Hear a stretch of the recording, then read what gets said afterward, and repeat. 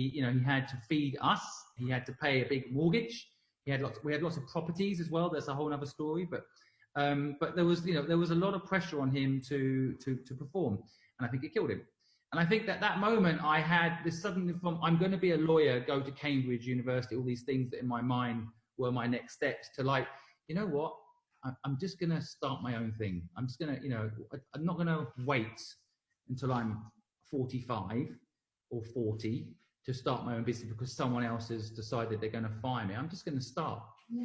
And so, you know, I had that conversation with my mother who, you know, we had a falling out basically over that and a few other things. Right.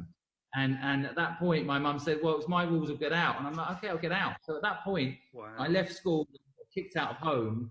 And it was actually the best thing that ever happened to me. I often say my father kind of gave me a gift. And that gift was suddenly freedom. And, you know, although initially it sounds like it was a hard life, suddenly, there was also something magical in the toughness of it all. So suddenly I was I rented a shitty little room in a shitty house and suddenly had to pay rent. And that need to pay rent and feed yourself generated something in my brain. It woke up my entrepreneurial muscle. And I suddenly had to make money. And so, you know, within a week of living in this rented accommodation, I got the note to pay the rent and I had to make money. And I thought, what shall I do?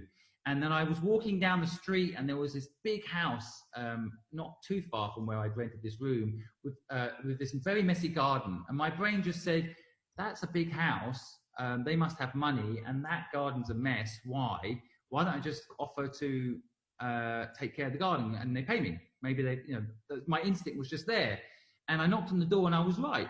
The person answered and said, I haven't got time to take care of the garden. You know, I've been thinking about hiring a gardener and it's great. You knocked on the door and yeah, okay, how much do you charge? And next thing you know, I realized there was a market. That same day I knocked on about 80 doors. I managed to convince 11 people to give me their gardening work. Wow. And away I was. The next day I realized, hold on, I don't actually have any equipment or any money to buy the equipment.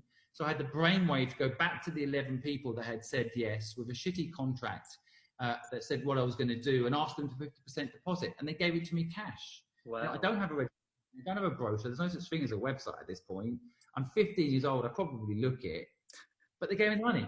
And then I took that money and went and bought the equipment. And a week later, I was a gardening company. And I was doing gardens. I realized that I am not equipped or talented at gardening. So then I had to hire people to help me do it. Mainly because I didn't have the talent or the ability to do it on my own. So next thing you know, 2 weeks later, I'm a gardening company who's hiring people. Wow. Wow. So, you know,